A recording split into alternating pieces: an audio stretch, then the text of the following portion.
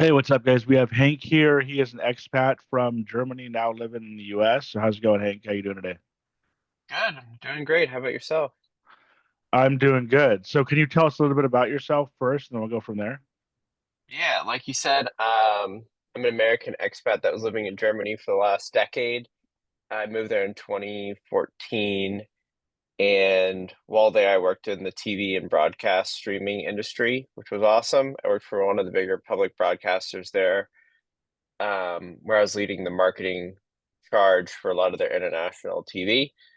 About a year ago, after 10 years living in Germany, it was great. My wife and I were living there and we missed our family, and it was getting harder and harder to be closer to people. And we decided to move back to America last October and kind of explore the country and see what's up. So I'm calling you or chatting with you now from an RV in Washington State. So never been. Every day is different, but loving it so far. Cool. So now you're kind of like a digital nomad. You were like an expat, now you're kind of a digital nomad. It sounds like you're just traveling around. Yeah, hitting all the buzzwords, man. Yeah, exactly. So, for years I was like a daily commuter in Germany, and then when COVID hit, like a lot of people, was working remote, and my office headquarters was on the other side of the country. Um, and then yeah, digital nomad now, working on the East Coast time zone, but from mountain to West Coast, and kind of just playing it by ear and seeing what's up. Um, yeah, I mean, a lot's changed in the last decade, so just trying to like figure it out, hands on versus just reading about things on the internet. So, yeah, it's been good so far.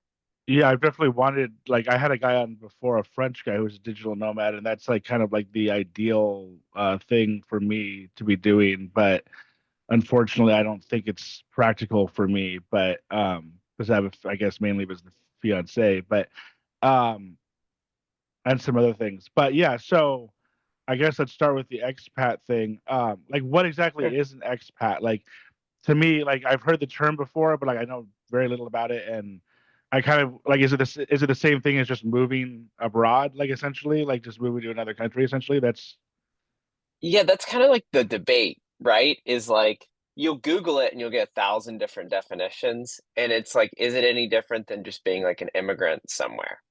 Um, I think a lot of it is job driven and usually for like international companies.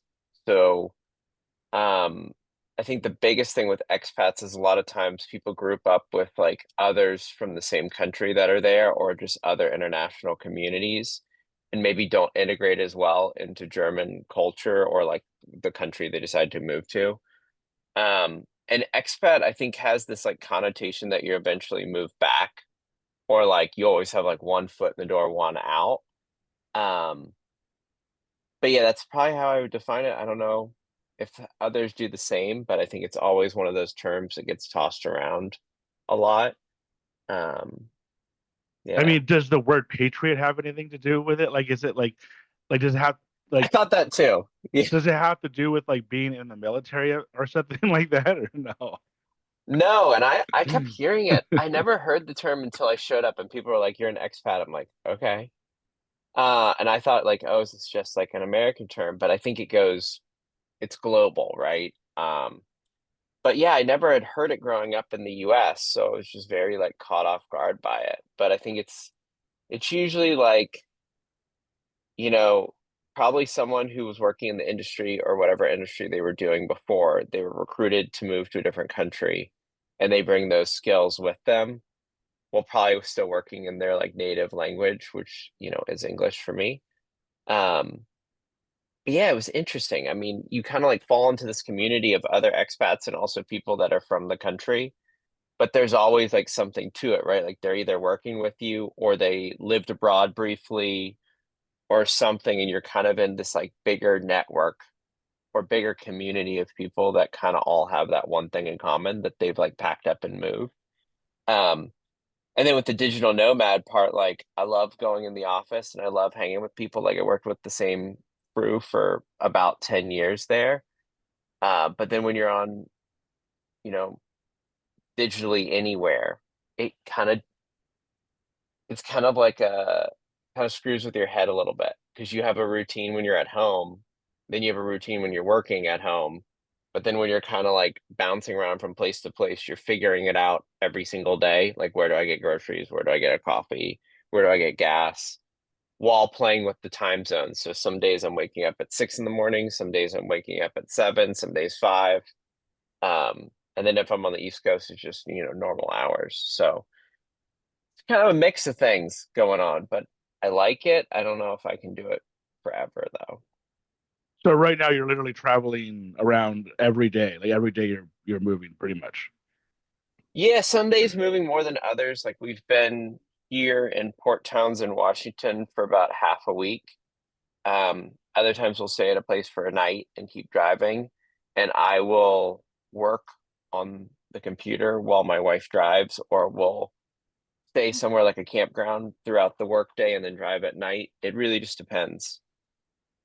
And where are you from? Where are you from originally? I'm originally from Falls Church, Virginia, so on the East Coast, maybe Okay. 10 miles outside of DC. Yeah, it sounds like you have like a little bit of maybe of a southern accent. Am I wrong about that? No, it's got emphasized more over the years, but a little bit, a little bit. I say A y'all. tiny I bit. say, Yeah. yeah, I say y'all unironically. Yeah. My And dad is from Virginia, but we were just talking about this the other day. He's from Arlington, Virginia. So I think it's a little bit, I'm assuming it's a little bit more it's north. touching, it's touching where I'm from. It's literally on the border. Oh, okay. Yeah, Okay. What was it again? Falls Church, Virginia? yeah. Okay. And I grew up like So around Richmond and so further south, but it's kind of been yeah. all over the place. Okay, yeah, I know Richmond too.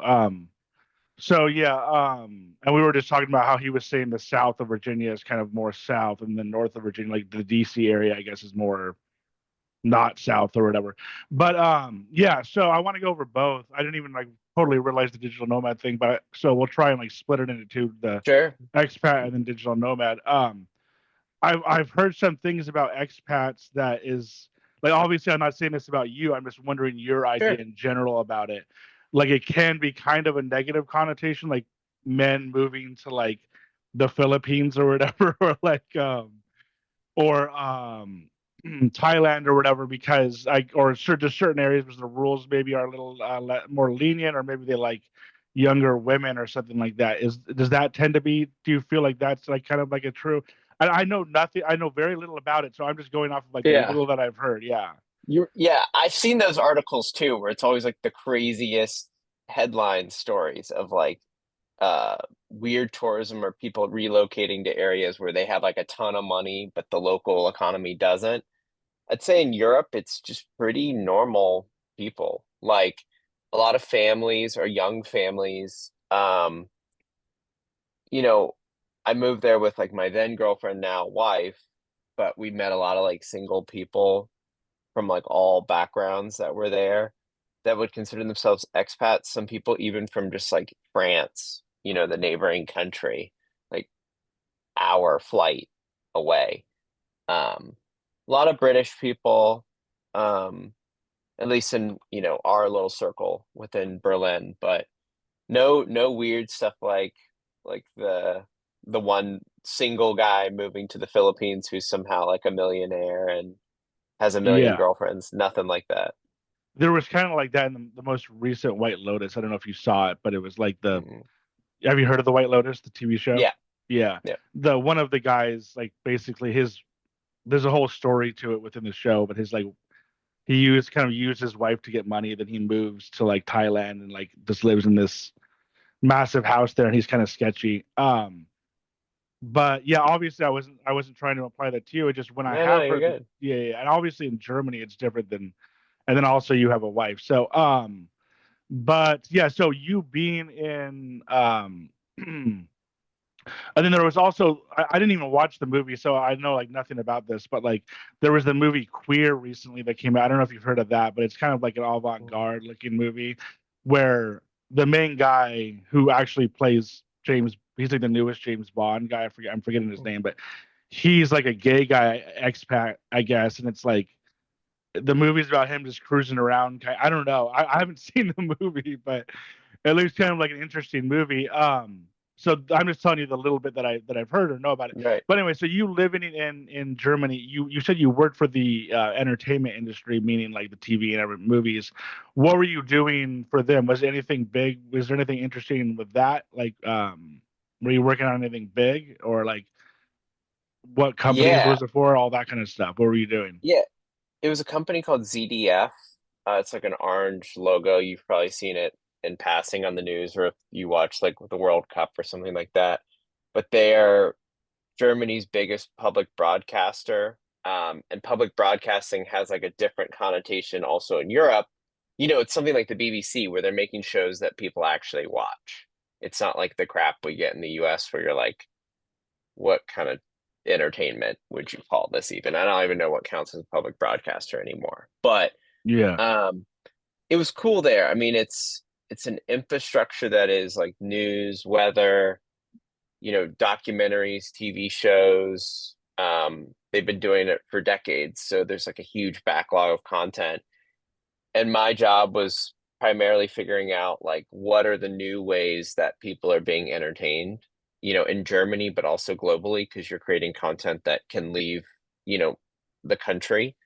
So what type of like media people actually consume? Is it social? Is it short form? Is it cool streaming services that are better than Netflix somehow? Or is it just shows that don't suck? So one of the series we worked on recently was with one of the producers who did Game of Thrones the first couple seasons before it got crazy, a guy named Frank Dolger. And the series was called The Swarm. And it was like this co-production with the company I was working for in Germany and like Hulu Japan and some players in the US and UK. And I think it was like the most expensive European show ever made. And it was really cool, but we're always kind of looking over our shoulders, right? Like at what the US is doing or like what HBO is doing and what one of these like bigger broadcasters are doing. And it's harder, I think, to find that like rhythm that's happening, in trend setting versus responding to trends.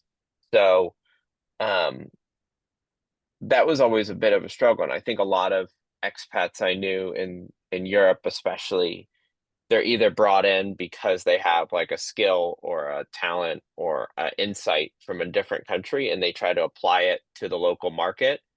And whether that's successful or not, or you get kind of stuck in the bureaucracy, that tends to churn people out um, faster than not. So I've had a lot of friends like move for a particular job in Germany and just get so stuck behind red tape and corporate bullshit that they just quit and move somewhere smaller, move somewhere different. So I'd say that's like more the common through line for your back to your expat thing is hoping for change and kind of falling into the sea of sameness in a way. yeah. Were you hoping for that? Like, was there a reason why you left? Or were you kind of sick Yeah, of America, or like, or well, yeah, because you see those things that are like, if so and so happens, I'm leaving, or like it was never like that of like, oh my God, if so and so wins office, I'm leaving America.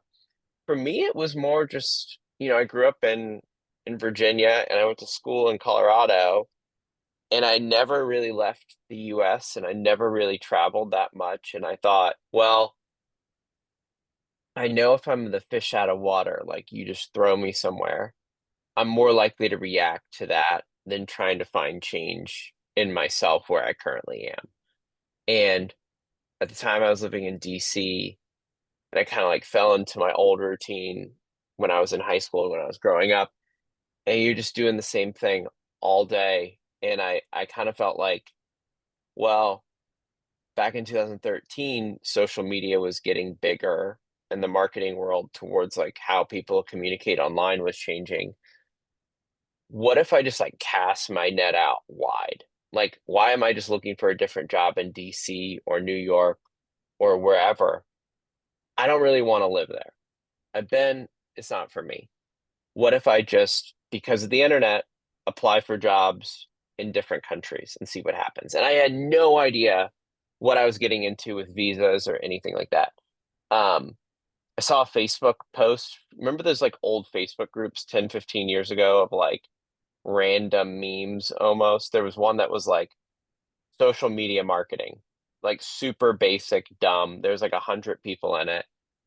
I don't even remember joining it. And this guy posted a job in Berlin for a streaming service, like a Netflix competitor, and they were looking for a social media manager in English.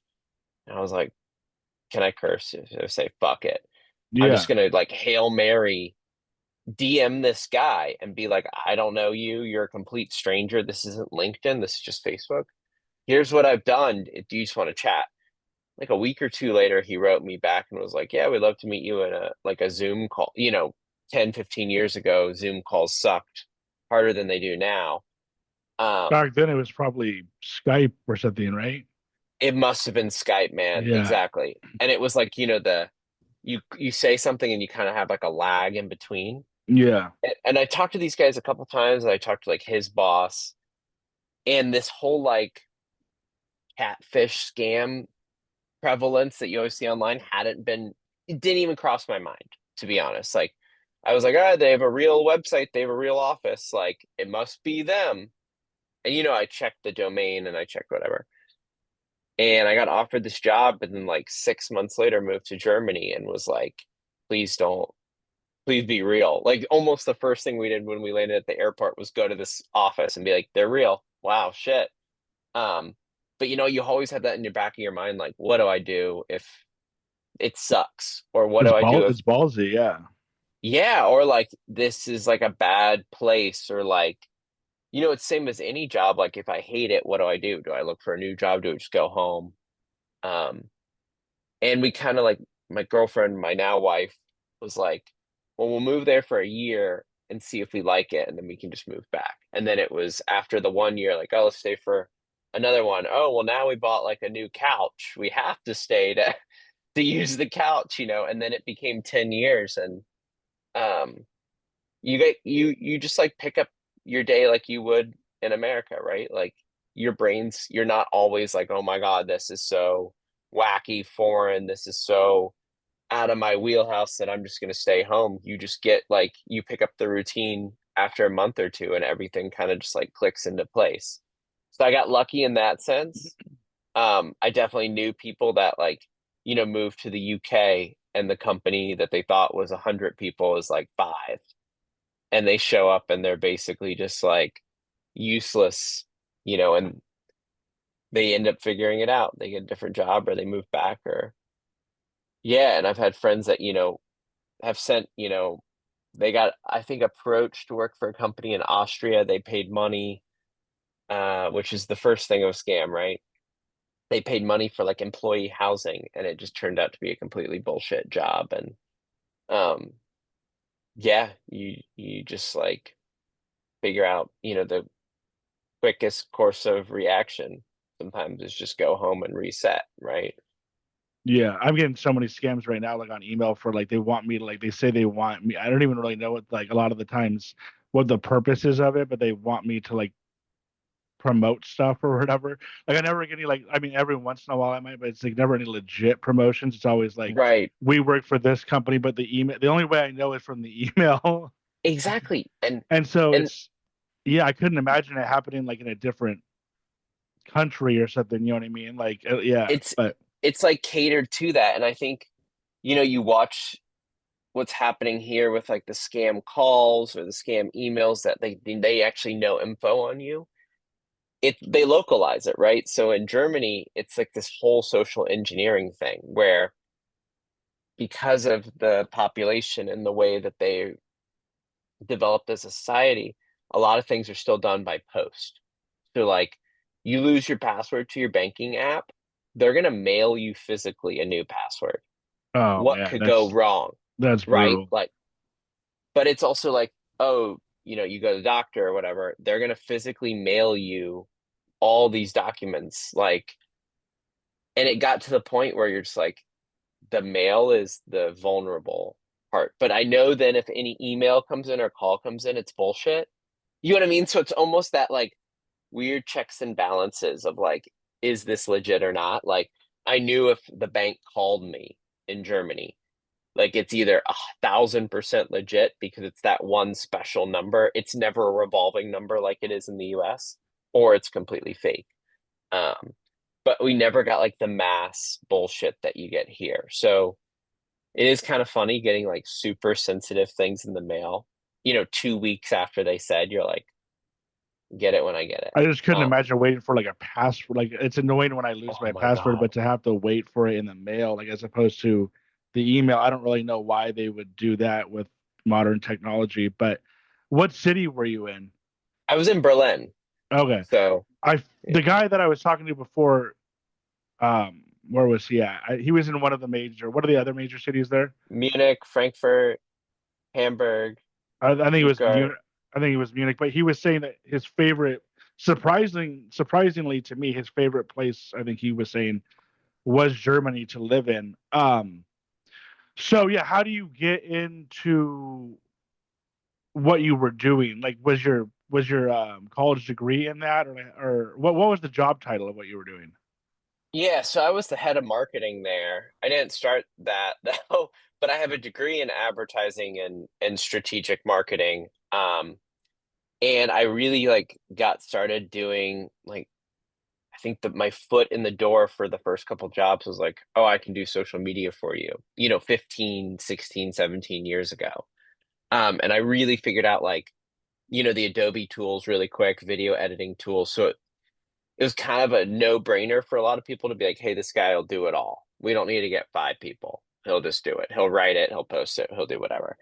Um, and when I got this job in Germany, there were a lot of people working there, and they had a bunch of random offices that I never went to because I was like bottom of the tier guy. And just like as the company grew, I just kept saying yes to everything. I never said no. Like, hey, we have this wacky project. We need to cut a video and we need to go out and film some stuff. Do you know anyone that'll do it? And I'd be like, oh yeah, I'll figure it out. Like I'll watch some YouTube videos or I'll guess or, get some help from people. Yeah, we're gonna like run a promotion. We need like new web visitors or new users. Do you have any ideas? And I would just like take a shot at it. And it would register. I think also like I was trying really hard, extra hard, super duper hard, to kind of like think outside the box. Like I'm not gonna just stay in my walls of my job and my task every day. I'm gonna do other stuff that needs to be done. And I made a lot of friends doing that there. And I think a lot of people that were older that don't want to engage with the 24, 25-year-old guy who shows up from America were willing to hear me out. And I think that kind of broke out of my comfort level because I wouldn't consider myself like the most outgoing person, but I can play this part people want to be. You know what I mean? Probably all of us. It's like I could sit on the couch all day or hang out with friends. And kind of like shifting that mindset from like I'm just doing social media to I'm doing general marketing and I'm doing company strategy and shit like that jumped me further faster doing it in Germany than if I had stuck into America. Um, so I really just got into it by doing it. And there's always the thing that's like you fake it till you make it, but I kind of knew what I was doing. Maybe I knew more than the next guy, but like I was willing to fail where others weren't willing to try because of the fear of failure. So I think that helped me get really far, especially at the time, especially at the place where I was. Yeah, Yeah, I mean, I have a hard enough time getting like a job like that here. I would imagine it would only be way harder having to go to Germany. And then, so yeah. was the language barrier a big deal, or was that kind of like the point almost was for you to bring this kind of like different perspective? And then, did you need like translators, or were you using kind of like the phone to translate, or like how are you It dealing with was that kind of stuff? that was my fear, man, is like, you show up and you're kind of talking to a room of people that don't speak the same language as you, but there are those companies for sure, same in the US. But in particular, this worked because, this is the early days of video streaming. Like YouTube just started doing copyright strikes back in this time period. Netflix hadn't come to Europe yet, even. It was just in the UK and the US and I think Canada. So everyone's kind of we were licensing a ton of content in German and Japanese and Italian, French, but the biggest market always is going to be English, right? Like they're producing a lot of great content that's made in English. Everyone's watching the shows globally. Um, so having that English native, not a pro writer at all, but like having that native touch helped me a lot because it was a lot faster than using Google Translate or someone else not being as competent with the language. But like you're competing against people who, they're Brits, native speakers, Australians, New Zealanders, also Scandinavian people's English is like insanely awesome. So my boss was from Denmark and he was doing my job before I joined. So like we were bouncing ideas back and forth with each other. But like the language barrier, I would say in 2013, 2014 was like, do you want to work for a very well established company? You're going to only work in German. Or do you want to work for more like startup, international? Maybe they go out of business in a year, maybe they're around another year. I don't know. Well, that's in English. So you kind of had to pick, how legit you wanted to get. And what I saw shift over the last 10 years is like a lot more bigger companies were willing to have like the people brought in from English speaking countries. Because you're bringing in people from France, Italy, Spain, Poland, Germany, the common language would be English that they most likely know. They're not all magically going to learn German before they move there. They'll learn it after they move. So that was the advantage of like the time and the place was like English was kind of the golden ticket in. And then I actually don't even know. Do German people like also kind of speak English? Is it one of those countries where they speak like both? So in a lot of situations, they probably knew English anyways. It wasn't like they only Yeah, spoke German. the younger crowd, 100%. Um, like zero issues interacting with them. Like they're all consuming, US British media. They've seen the shows, they're listening to the same music. Like you hear the kids listening to the stuff we would listen to. Um, Older people, it really depends if they grew up, you know, behind the Iron Curtain or more in West Germany. How well their English is. Like some of my best friends are German and they grew up speaking English and writing English and like they've corrected some of the shit I've written before, or said. But I would say in general, there's studies that float around of like what cities speak English the most in Germany. Berlin's always obviously top because of the international communities, but like even smaller places have higher numbers like Hamburg or Munich. Like rarely did we encounter someone that didn't speak any or you didn't have enough language skills to communicate with them at all. But I was a lot more afraid. I was afraid more of hypotheticals with moving there than in reality what happened at all. So it did get a lot better with like English and like, Google Translate or phone apps or whatever that greatly exceeded what anyone could have predicted in the last 10 years. But it wasn't like a major hurdle. I mean, like some bureaucratic stuff you have to do, like visas and all that stuff, has to legally be done in German. So you probably want help with that so you don't screw anything up. But otherwise, like no massive barriers. Yeah, and then I like now it almost seems like they're kind of look like America, Netflix is almost it seems like looking for kind of foreign stuff. Like I know there was that show Yeah, Dark. You probably heard of that yeah, show Dark. I don't know if was that Germany or where was that from? that's Germany. Yeah, Yeah.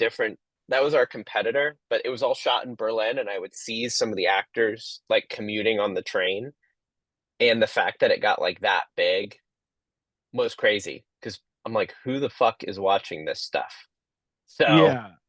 and I I mean loved I it. mean It was great, but to me, yeah, yeah, it's hard for me to watch the foreign stuff just because of the subtitle and like with the Squid Game and stuff, it's like hard for yeah, me to kind of get. I mean, I did watch Squid Game. I didn't watch Dark, but I mhm, know a lot of people who like Dark. And then Dark came out with another one after that I was actually kind of excited for. I didn't watch it. I don't know how well it did, but they were like on like a boat. It was like a ghost ship type yeah, thing. that And was cool. That was in English though, but it was the same people, right? right?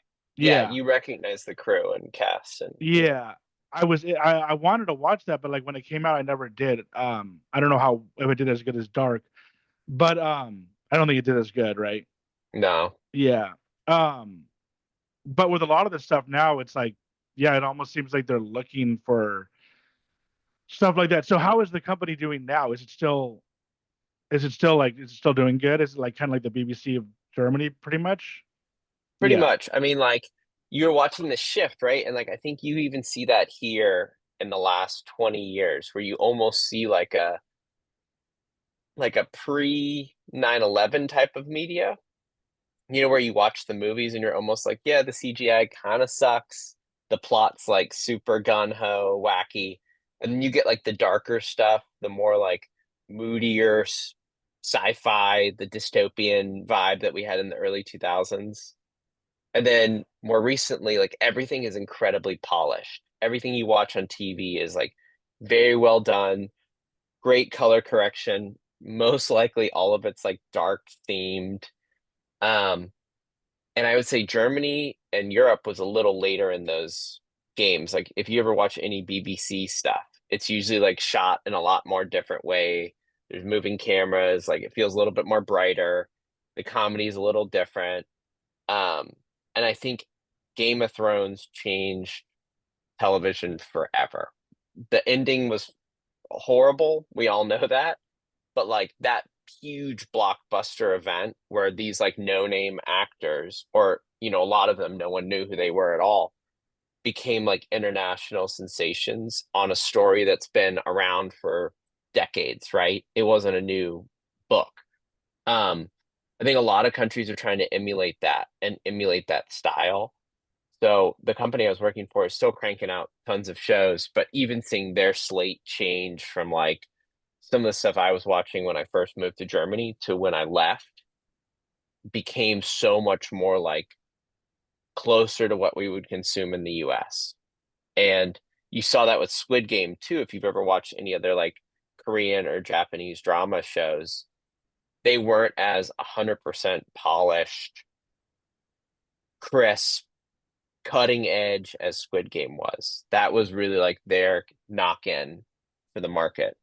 So yeah, I mean, there's some good shit. Dark, I think, broke it for Germany originally. Like a lot of people that I knew in the US and the UK that knew nothing about German television were all watching Dark, either dubbed or subbed. And it was like, oh shit, who told you about that? Like it kind of felt weird to have um that cross media or cross border media thing, joint experience, I guess. Yeah, I don't know if it's like a I hate to use the term like woke thing or like Mhm. a political correctness thing, but like that like they're trying to kind of like be like, oh, we can, get people from different countries to like, whereas I feel like 20 years ago it probably people wouldn't be as into it, but now people seem to be more into it, which is cool. Um yeah, so Berlin, I've heard is I would want to go more into that kind of. I mean, did you have any experiences with any type of big names or like maybe even like big shows or big movies, or was it all pretty much German stuff that I probably wouldn't know anyways? You said the Swarm, which I feel like I have heard of the Swarm. I don't know Yeah, I if think it you're was able to on. watch that here, but You can watch it there. Yeah, in that it's. on Netflix or where's it on? I think it's. I think it might be on Amazon or Hulu right now. Okay, Um, yeah, I don't know. Watch it on yeah, your preferred streaming platform. yeah, I kind of want to get into the actual general expat stuff too, and then the digital nomad. Yeah, But yeah. was there any? Did you have any big? Did you meet any big names or work on any big shows, or was it or no? The It's kind of all starting to blend together because it's also funny. Like the production schedule of TV might take 5 years from like when I see something on my desk to when it's officially done. Yeah. Um, the coolest thing I think I did recently was I had a moment where we pitched a show and we did a collaboration with Fuji TV in Tokyo, like literally a month or two before COVID lockdown. So we flew out to Tokyo. We did the whole like pictures where we're all like holding hands and staring at the camera, like the classic newspaper thing. And it was this like joint production with the UK, Germany, Japan, and Belgium. And it was like a bunch of people I'd never heard of, like, and you're Googling some of the guys and you're like, oh, he's in that one movie or she's in Suits or like, you know, no one A-list.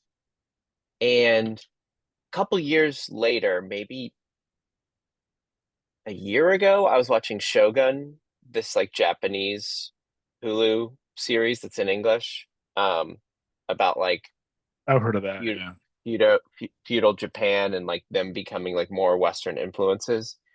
And there's this like amazing guy in it who's this monk, and he's like desperately trying to hold this like international clash from totally destroying Japan. I was like, man, this guy's speaking fluent Japanese. He's like clearly from the UK or like somewhere English speaking. Who the fuck is it? And it's this guy from this show from 5, 6, 7 years ago that I had met, and like we did his casting and like saw him, and he had learned Japanese during the production of this show we were doing that had no Japanese in it, but just to Wow. kind of like, pave this relationship. And I'm watching him on like the number one show of last year. I'm like, oh my God. Like the domino effect of you were kind of cast in this production, you're maybe your first bigger role, um, to now you're speaking Japanese and like A-lists are on screen with you is crazy. So that there's that. And I would see like the guys from Rammstein walking around Berlin, bunch of German actors. And yeah, I think like the Game of Thrones people were always kind of around, but I never saw them. Um, Yeah. something will probably hit me as soon as we hang up the call of like, oh yeah, there's that one time. But yeah, bigger name stuff. I mean, like a lot of crime series. Um, a lot of they're really into like dramas, like procedural dramas. So I would watch a lot of those, and but no one you would recognize. I mean, some of the shows they did like, um, yeah, The Killing, I think is like their best series. It's on Netflix. It's great. Yeah. It's in English. And then Who was in that one? Wasn't like I feel like it's the somebody I know was in oh, that. it's that guy. Before I misspeak. Like I want to say Uh Kevin Bacon, but I think that was something else. That was like the killing no, it's list or something. it's Joel Kinnaman. Okay, I don't know the name, but I probably would recognize him. That show's from Germany. So yeah, it's originally made in Denmark.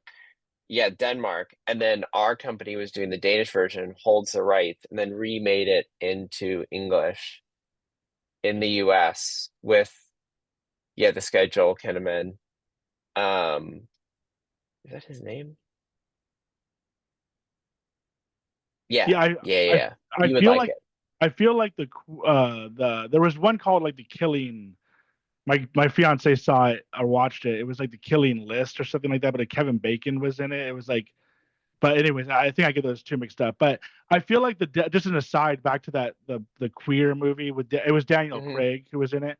I feel Ah, like yeah, that. yeah, I yeah. feel Okay. like do you know what I'm talking about? I feel like that might Yeah. have been Germany. Like he was kind of cruising around and he liked some guy.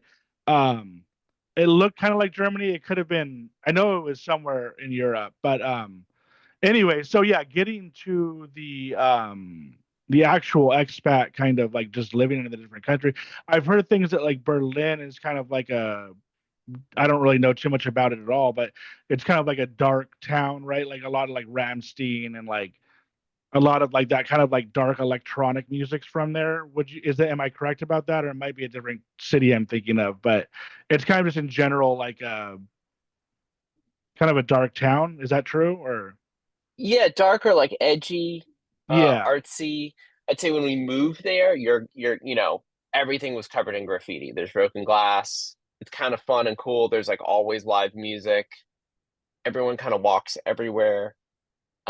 Everything is kind of like local in that way, where it's like a small restaurant. It's not like a huge chain of things. And we saw like, friends paying $150 a month for their apartment. you know, that was kind of the vibe it had 10 years ago and even longer, since the war and since the Cold War. Um, it's lost a lot of that edginess. I think like a big patron saint of Berlin for a lot of expats is like David Bowie was there back in his heyday. And he had that, like wacky, who knows what's going to happen vibe to him. And Berlin lost a lot of that. I feel like Berlin legitimized and grew a ton, especially during COVID, of like, hey, we're going to bring in a lot of tech startups. Hey, we're going to bring in a lot more money. We're going to get bigger companies here. But also, like, because of Brexit and the UK fumbling that, all those international hubs that were stationed in like Ireland or in the UK itself moved to Germany. Um, so we saw a lot of that growth of like all these huge companies come to Germany and just dump employees and they create housing for them, but they have a lot higher salaries and it completely changed the landscape. And I think you lost a lot of that dark edginess that kind of like made me uncomfortable in a way. Um, and it cleaned up a lot, especially in the last like 4 years. So Yeah, and I feel like there was another electronic. I'm forgetting the name, so hopefully you know what I'm talking about. But there's an electronic band that is from. There are maybe a couple from like the '80s that were big. Like one of them is like oh, I'm forgetting the name of them. If you're able to find it, because I know if I look, I'll just get distracted. I'm trying to, Anyways, yeah. I know they're from Germany. I'm just not sure if it's Berlin. But Oh, anyway, Scorpions. They well, sing like Rocky Like a Hurricane no, and no, it's more like electronic, kind electronic. of like dark electronic from the '80s. It was almost like one of the first bands to kind of like do that like dark synth. Kraftwerk. What was it? Kraftwerk. Yeah, exactly, Kraftwerk. Yeah, yeah, yeah. They're from Berlin, right? Somewhere in Germany. I'd have Yeah, to Google it. Yeah. yeah. It's Oh, fine. Dusseldorf. I just Googled it. But Oh, yeah, okay. Is that near it Berlin or nah. no? Well, anyways, It's on the west it's all side, kind of so like a similar. I kind of feel like it's all a similar vibe. I told the other yeah. guy too when he was on. I was like, Germany is one area or one country I just know very little about, and it's like I don't even know really what I would picture when I'm thinking of it. Like when you think of like France, obviously you think of Paris. Um, I think you're okay. It was pausing for a second Yeah, there, there we go. but like France, I think of Paris. Italy, I think of Right. whatever Rome or like the southern coast. Or when I think of Germany, I kind of just think of almost like houses or something. Like kind of, you know what I mean? I don't know really what I think of, but Yeah. yeah. Was so? Did you have any crazy experiences? It sounds like you probably didn't because you were married or with somebody, and like it doesn't sound like you were that kind of expat, but not even so much like that, not like illegal or anything, but like did you just have any, I mean, was it just kind of like any crazy experiences you can think of? Yeah, I would say like what kind of like to the Paris, France thing, like people when they think of Germany think it's all like Munich, Oktoberfest, right? Like That's what I was gonna say earlier, yeah, like Oktoberfest, yeah. Lederhosen beer. And Yeah, kind of moving there, I didn't know what to expect. Like I'd never been. And I showed up and like Berlin was not that to the point where you're like, oh no, where am I? Like it almost just felt like a city that has like its own theme to it, but you're always correcting people that you're like, oh no, if you want Oktoberfest, you got to go to Munich. No one here gives a shit. You know, um, I would say like the weirdest thing I had, I don't even remember what it was, but like, if you go to like a bar with friends, they always do last call. Germany just doesn't. So they kind of like phase out when they want to be done. And I remember like one of my first years there, I was hanging out with coworkers and we were at this bar and we're like, I'm like, all right, I gotta go home. It's like 1 in the morning or whatever. And they're like, you don't have to. Like, there's always somewhere that's open. And we went to this one bar that hadn't closed at all, not even for a day since like the 70s. It was open 24 hours a day, 365 days a year. And we were hanging out there and like chatting, drinking, doing whatever. And I remember looking at my like phone and being like, oh shit, I got to be at work soon. And just like getting in a cab straight from this bar, going to my office and being like, I fully like looped the day and we weren't like at a friend's house. We were at like a legitimate business. And I think you see a lot of that, like where if you want like sushi at 4 in the morning, you'll find a place. Like you want a burger at 9 o'clock in the morning on a Sunday, there's something. But then the biggest kicker is just like a lot of shit that you would want, like a pharmacy or doctors or the grocery store, is closed on Sundays there because there's always like the little bit of the religion part playing in. So you're kind of like limited by that. So like despite doing whatever you want in the city and it being fully alive in the day and fully alive at night, you can't go to the grocery store on Sunday. I always thought was really stupid, but Is there nothing like a too big wacky. is there like a big religious element to the? I I wouldn't think even it's almost think that they would still do that even in like Germany. Like Berlin, I tw didn't think they would, but there's always like Berlin has like this anarchy kind of like, hey, we're gonna do our own thing always, but like Sundays for rest. Like it never really clicked because I think in the US, especially like if you want to go shopping on Christmas Day, there's something open, right? Like you got a gun ahead in a really bad way that kind of sucks for everyone, but people expect it. Other parts of Germany, super religious, huge churches in every town. Um, Kind of like all the religious holidays throughout the year where you have no idea what they are, but you're just randomly off of work. Berlin, not as much, but the undertones are there. I mean, for, centuries it was that way. So it just doesn't change overnight. But and isn't yeah, that big Gothic church there that like it took them like 1,000 years to build or whatever? Is that I don't know. That's probably. do you know what I'm talking There's about? It's a there's crazy there's looking church, like kind of like almost dark looking. there's a couple of them that you're just like, "Oh my God, this is like ominous." So there's a couple in Cologne, there's some in Munich. The Berlin ones, there's some that like got bombed during the war that they kind of just like fixed to be stable, but they still show damage, but they're not like active churches anymore. Um, but yeah, you like if you're part of a organized religion in Germany, you pay like a special church tax with your paycheck. So that like turns a lot of people off where if they were kind of like questioning or on the fence, they don't want to pay the extra tax. So they kind of Yeah, quit. Um, I wouldn't for some reason think that Germany was so religious, but Me neither until I got yeah, there. yeah. And then obviously there's like the Berlin Wall thing, which I Mhm. know very little about. Was part of it was what? Like I don't even know. Like, but was part of it still like Nazi Germany or something, or not Nazi Germany, but like I don't even Yeah. know. What was the separation there? So like into the war, the Russians invaded Berlin. They were the first ones there. And part of reconstruction of Germany was to prevent, World War III immediately happening because a lot of the consequences of World War II were from the results of World War One. You know, long story short, Germany was pissed. So when Germany was invaded by the Russians and the British, French, and Americans, we came through Normandy and through Italy. So we met up in Germany and we got like Bavaria, we got the areas around Frankfurt, the Rhine River, and Russians came in from the east. When they got Berlin, they realized like because it's the capital and at the time had, countrywide effects on how they reconstruct it. Berlin was divided into four. So Russians had the east side of Berlin and the west side was divided by British, French, and Americans. So for 15, 20 years, people kind of just like moved around the city like you would move around the city. Because Russia was imposing communism on the east side of Germany and also the east side of Berlin, people just like walked across the street and went to a different sector and like, moved just like you would move neighborhoods. So obviously that looks bad on the global scale if people are leaving this communist society. So Russia built a wall, or first they built a fence, then they built a more makeshift wall, and then they built like the double layer with machine guns and mines. And that was in place until 1989.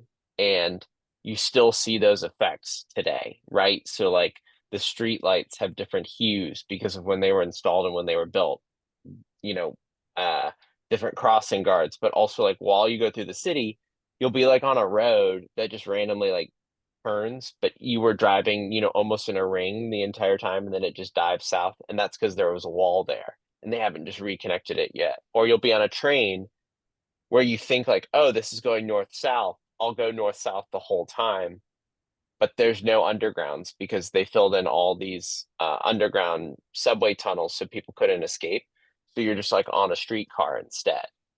So it just switches, it becomes above ground, or you get out and you get on a completely different thing.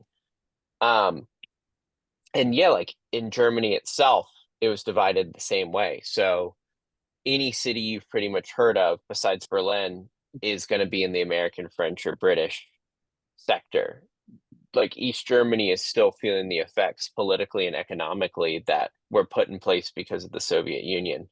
There's a lot of farming and agriculture, but like any of the economic powerhouse is not from East Germany at all. And you see it, when you're looking at like all these charts and graphs online, it's like very much straight on the lines of where these lines were drawn in the 60s and, in 1945. Um, and that kind of sucks and you feel that, right? It's not like as clear drawn as like in the US where there's like the North and the South and like the Civil War lines. It's not as dramatic as that, but you definitely feel it. Like it would be like, being on the East Coast and you have all these cities that everyone can name, and then you're randomly like in Kansas and you're like, what's around here? And it's just like, well, there's Kansas City. Like that's kind of how Berlin felt a little bit. Like there wasn't this like boom that happened and all these cities benefited from it. It was really just like Berlin as a standalone, and then you drive a couple hours and then you hit all the other major metropolitan areas. Okay. Like Yeah, I wanted to yeah. say communism, but then I was like, wait, no, Yeah. it was in Nazi Germany. But then obviously, like, they're not still Nazi Germany, so it was the communists took over, and then basically you had They one just divided it up. one side that was communist, one that wasn't, and then eventually they tore down the wall and it all became one. But it's still kind of a little bit of a separation there. Yeah. Yeah. Okay. So yeah, so I don't know if there's anything else you want to talk about in Germany. Otherwise, because of time, we can go into what you're doing now, Sure. being a digital nomad. So, are you doing the kind of thing where you're like going to cool, like, are you traveling to go to kind of cool places? Are you doing any type of social media stuff, or even just visiting new places, or what's kind of like the overall purpose of the traveling? You just want to like kind of, you just like Yeah. traveling all the time, or? I think it's like a mix, right? Like I'm not doing the social media thing or YouTube series. Like you won't see a true crime documentary about me on Netflix, but like um I think for us, like being in we didn't grow up in a city. So like being in a city for 10 years, you get like the vibe.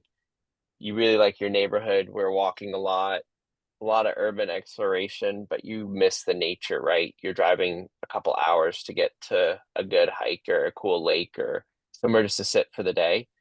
So for us moving back to the US, we didn't want to, go to like the Grand Canyon and stuff like that. It was more like, hey, we haven't been back to this country in 10, 11 years, really, besides just to see friends and family for a week here and there. We want to see like where people actually live. So it's more, going to some national parks along the way, and staying there, but it's more like, hey, when friends tell you or you see like a movie or an article like been to Oregon, you're like, okay. And I added it to a list years ago. And I just never did anything with that list. And now just going through that list and seeing like, okay, like driving up the course of Oregon, going through Wyoming, going to Idaho, like never been, never had a reason to go, never was just gonna fly there randomly from Germany because it takes forever. So that's kind of part of it. And seeing that and like seeing the Pacific Northwest is just so different and a lot less people, a lot less dense. There's no like massive cities that we're seeing. And then kind of headed back out to the East Coast and seeing friends along the way that I haven't talked to or seen in a decade. And so it's less about like content creation, wacky fun, and just kind of like seeing where we will live later in life and kind of trying to find that in ourselves a little bit too of like, do you want to live in a small town? Do you want to live in a big city? Do you want to live in a commuter area? Do you want to figure out your own thing? Do you want to go somewhere that's really cool and hip, or do you want to go somewhere that's quiet? Like all those questions, I think you don't know until you try. So having the freedom from just moving here from Germany, we have like no baggage, you know, um, with us because we sold pretty much everything and bought a truck as you do. and just kind of like taking it, you know, go somewhere and hear what people have to say. And they say, oh, so it's Bellingham, Washington's cool. It's like, all right, let's go there in a week. Let's see what it's like. It's 3 hours away. Let's just drive and go. So that's kind of how we're treating it right now. Yeah, Don't know how it's kind long of I like can do it for, but yeah, it's kind of like the ultimate, maybe not ultimate, but it's freedom. And I recently rewatched that movie Into the Wild. I don't know if you've seen yeah, that movie, but I was like, he probably would have had it really good if he just kept a car or something. You know what I mean? It's like you can right. you can still do this with a car, as opposed to just like slumming it and like walking around or whatever. Do you have like is that like you said it was a truck, but is it like a trailer or what are you driving around in? Yeah, exactly. So the truck tows. Well, so this is the big debate, right? Is like, do you get the camper van? Do you get the RV? Do you get the slide-in truck bed thing, or do you get the camper trailer? And we thought, well, I don't want to drive around in a van and try to park that everywhere, in small towns or the grocery store or Walmart or whatever. And then with the slide in, we're like, okay, that kind of sucks loading it up and down. We have a dog with us, less space. We landed in the camper trailer because then you can kind of like leave it somewhere and drive around. Um, but yeah, I mean, it has everything we need, has internet. Um, it's more just like nice to have your own space again, Yeah. So so it's a trailer hooked up to a truck. yeah. So you guys driving during the day, then at night, like you go back into the trailer, or Yeah, pretty much, exactly. yeah. Okay. And And then like then, first you can sit in one spot, like we're at a campground now, and I just like treat it like it's a house, basically. yeah, is there any issues in where to park it? Like I know, like I've heard like you can park it like at Walmart's or like certain places, but do you ever run into like where are we gonna park it for the night, or is it Oh, always, dude, all the time. All the time. So I yeah, think COVID changed that, right? Like, um, yeah, we had done the camper van thing in Europe. A lot of people have them, and there's like rental apps, for everything. So we rented a camper and we're like, all right, cool. It was kind of hard to like get water and like refuel and all these things, and you never know if you can like pull into the gas station physically or not. I think during COVID, someone created something for everything. So we just found like all these websites that list all the places you can camp either for free or for like $20 a night or something. What has water, what has electricity, what doesn't. Uh, that's super easy, like light years better in the US than it is in Europe. Um, the biggest pain in the butt is like, let's say you get somewhere that's really, really cool. Like we were in like along the river in Washington, Oregon, had like a forest fire or something, so we moved to a different spot. We found a really cool campground, loved it there, but like no cell service, no internet. So I'd have to like get in the car and drive like 15, 20 minutes away to work. So then you're just working in like the back seat of your car. So that sucks. That's the biggest hurdle. I mean, but otherwise, like utilities, at least out west, are a lot more prevalent than we thought they would be. I don't know about the East Coast yet, but I'm sure it's similar. is But it like true driving about in the traffic and stuff. Walmarts? Is it true about the Yeah, Walmarts where you can park? I've heard that that's true, except like in like LA or something, like they don't want you to park there, but and pretty much any other Walmart or like I've heard casinos you can park at because obviously they want you to like come into the casino or whatever. Um, yeah, we've yeah, always had like so a backup plan before that, but like Walmart, I think like Home Depot and like 24-hour gas stations, like the bigger ones like TA or Love's or something. That's always like a fallback, but there's always something else that's nearby that you can figure out. yeah. But we'll have like a list of places, Yeah, where to so are go. you are you kind of going to like you're not like you obviously don't really care about Grand Canyon, but are you trying to kind of like find cool little like waterfalls or like that type of Yeah. thing, but like maybe lesser known ones, not like the obvious kind of national parks and stuff like that, Yeah, right? it's funny because like a lot of that stuff we've never seen, like even the really touristy things that you're going to sit in traffic for, we're kind of like, well, we're here. I never thought I'd fall for those. And like Old Faithful in Yellowstone, we camped in Yellowstone for a couple days right when the park opened for campers. You're driving around, you don't see anyone all day. We thought like, oh, Old Faithful, and it's basically like a highway stop. Like they've built a whole highway interchange, massive, insane, huge parking lot, like amphitheater seating, and you're like, yeah, this sucks, but it's pretty cool. You know, the result is cool, but the amount of crowds that's there sucks, like all the hotels and whatever. So Yeah. we're still doing stuff like that, like the classic American experience, like 100%.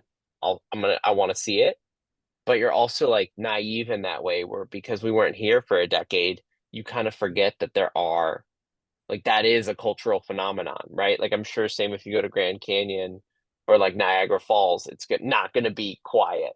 You know, there's going to be Yeah. an insane parking lot. So we've done that a few times and been like, oh, we shouldn't have come here at 5 p.m. on a Friday, you know. Um, but yeah, otherwise it's just like finding the cool little waterfalls or hikes or even like forests that there's no one in. Um, we've done a lot of camping like at a campground or something, and we're like one of two cars there. Um, we obviously just had the 4th of July here, and it was where we are in like the northern part of Washington on the coast. It was very calm and quiet, and I thought it was going to be crazy, you know. But yeah, and then like driving around like the Seattle area, it just depends. Like I would never bring the camper with us because you're just going to get stuck in traffic or around a weird turn or a narrow street or something. And Yeah. yeah, Yeah, there's like it, tons of places. Like my favorite place to go to is Yosemite, but I mean, right. even within Yosemite, it's so big that I don't even really necessarily like. I don't even like. Obviously, we go to the Yosemite Valley, but it's like I prefer to the Mhm. places that are less populated. And Right. that whole area of the Sierra Nevadas, there's so many areas you can go to where yeah, there's the places that are crowded, but there's so many that aren't crowded that you can go to too. Yeah. So, I mean, being in the social media marketing thing that you were doing, do you feel like if you got into that, like you would be able to make enough money just from like YouTube and stuff, even if you like didn't want to like show your face or whatever, like just kind of Hmm.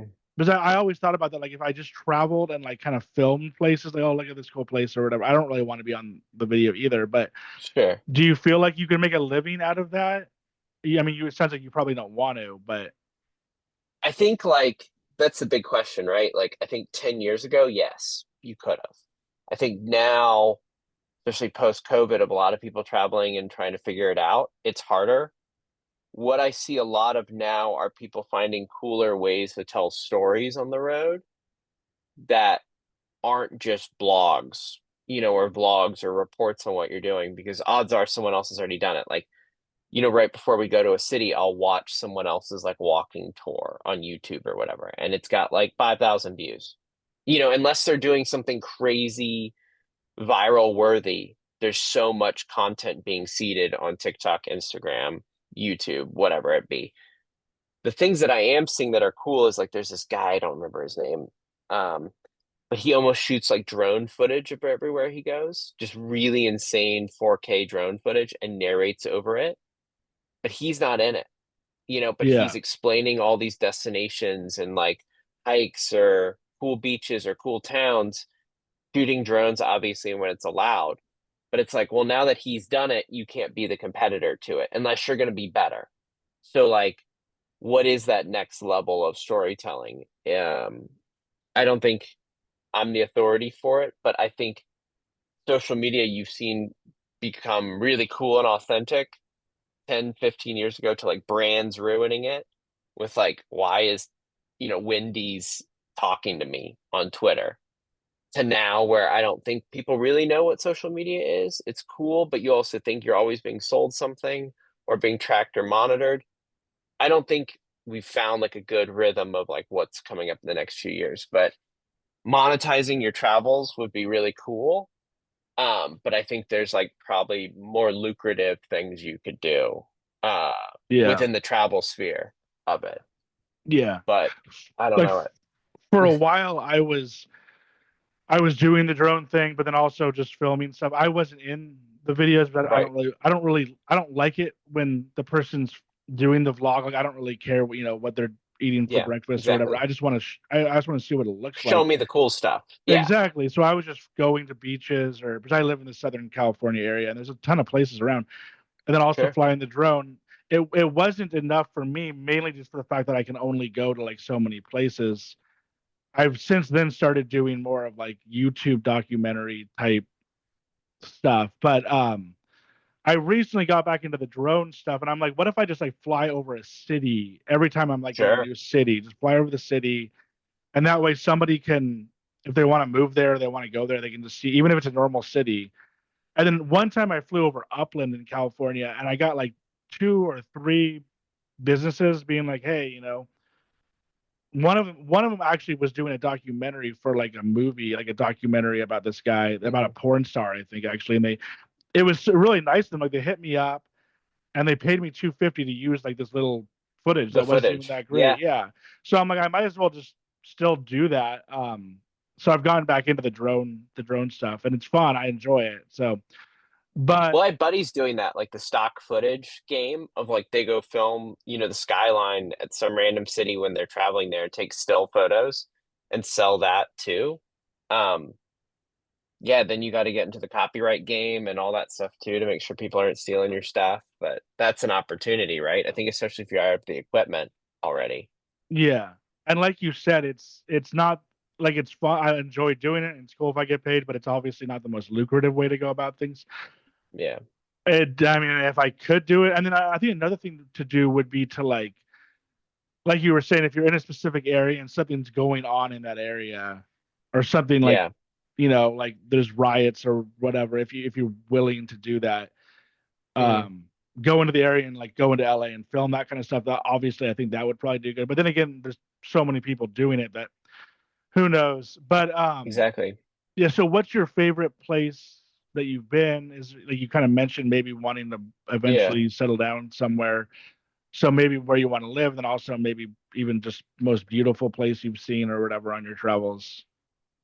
Yeah, so far in the US, I mean, like I loved like Teton National Park. It was like insanely beautiful. I didn't even like see a picture before we went there, which is crazy, but I was kind of like, all right, cool. Everyone says to go there. My wife planned a route that went through Jackson and stuff, and you're there and you're just staring at these mountains and like we lived in Colorado before. We were in Europe. You see mountains throughout your life, but just like that formation itself, just like weirdly clicked in my head that I could not see enough of. Um, but there's a lot of towns you go to and you're like, this is awesome. This is really cool. To be a visitor or to be a tourist, I don't know if I would want to live here longer term. But yeah, we like Port Townsend, like Bainbridge Island, like Bend, Oregon, like the coast of Oregon. It's all these cool, sleepy little towns. It's just really rainy, but everything's got like something unique and cool about it that's different than where I grew up and where I've lived. You're not just going to the same, restaurants I went to in DC or Virginia. It's totally its own different thing. Um, but globally, I mean, like I love Croatia. It's really cool. It's a pain in the butt to get to. They don't have like a major airport, that you can fly internationally from. So you got to like land somewhere and then connect your flight. But once you're there, people are super friendly. The food's really wacky. I have no idea what half of it is. Um, but yeah, really cool nature, really cool walking. Um, I'm lucky enough to have gone to Japan a few times for work, and I really like it there, but it's chaos, right? Like I don't understand anything that's going on. They drive on the different side of the road and it's dense. It's no matter how far you travel in Tokyo, it just never ends. And every time I'm back, I feel like I never see the same thing. Even though I try to revisit the cool restaurant or the cool neighborhood I like walking around, I can never find it again. But like longer term, where we would live or what we would do, I really don't know.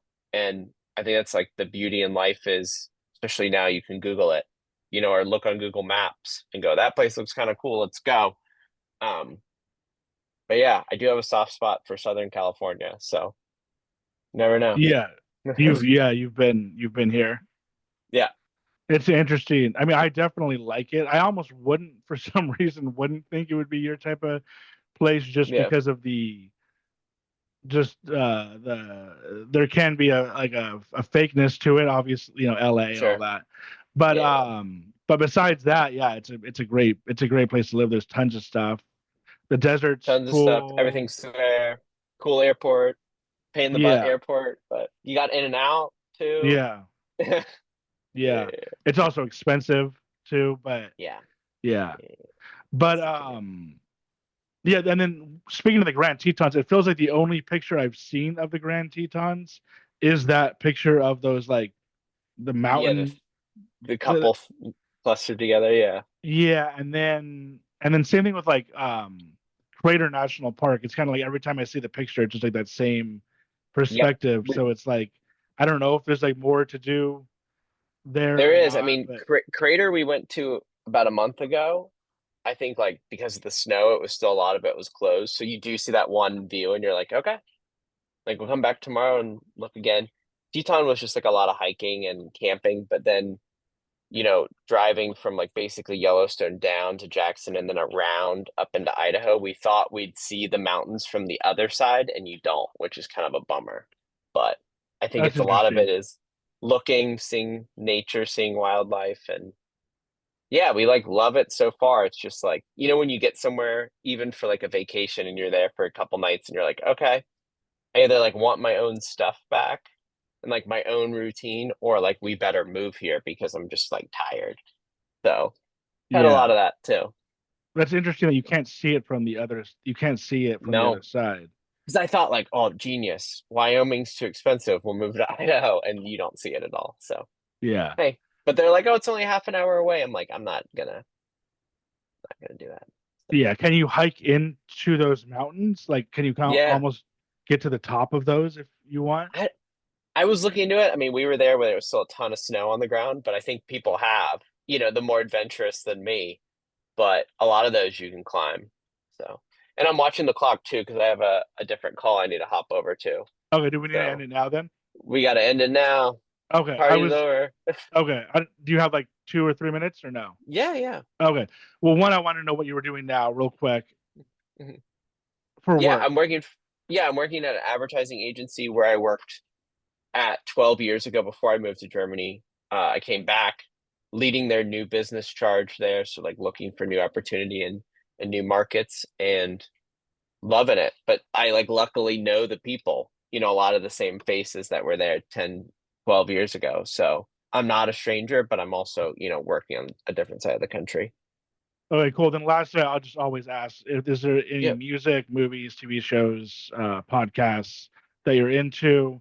When you said Christ Falls, I was like, I've heard of that before. Isn't like a band? Isn't like, do you know if like Band of Horses is from there? Or I feel like there's some band that's from there that I listen to. I don't know if you've even heard of Band of Horses, but Yeah, I know. I've seen them live before, but I don't remember who they opened for. I almost want to say Um, there was like a music scene there or something, but I don't know. I could be hmm. wrong. It could be somewhere else. But anyways, whatever you're into that you want to plug, and then also I don't know if there's anything that you even want to plug, but for yourself. But I'm plugging nothing. I mean, if any of your listeners need marketing or branding support, come to me. But yeah, I would say like the biggest thing for me, jumping back into like US culture and like kind of what the parks are like and how accessible travel is. Like I've been really listening to National Park After Dark. It's like a podcast about kind of crime, but not. yeah, It's more like funky, weird stories, hikers gone missing, but also like formation of the national parks and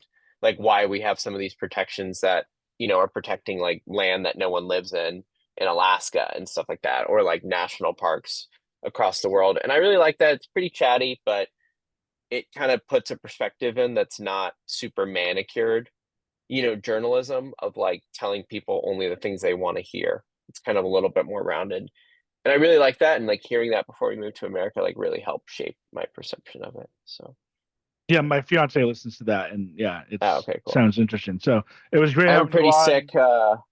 pretty sick, Bigfoot alien sweatshirt that I got from them that Oh I've been wow, wearing everywhere. And no one knows what it is. They probably think I like work at the park or something. I don't know. But yeah, yeah, yeah, cool. All right. Well, thanks for coming on, Hank. yeah, If man. there is anything that you want for you, if there's anything you want me to put up there, like contact or whatever, just send that over. Otherwise, I'll thanks for listening. Thanks for coming on. Yeah, man. Thanks for having me. All right. Bye See ya. guys. See ya. Bye.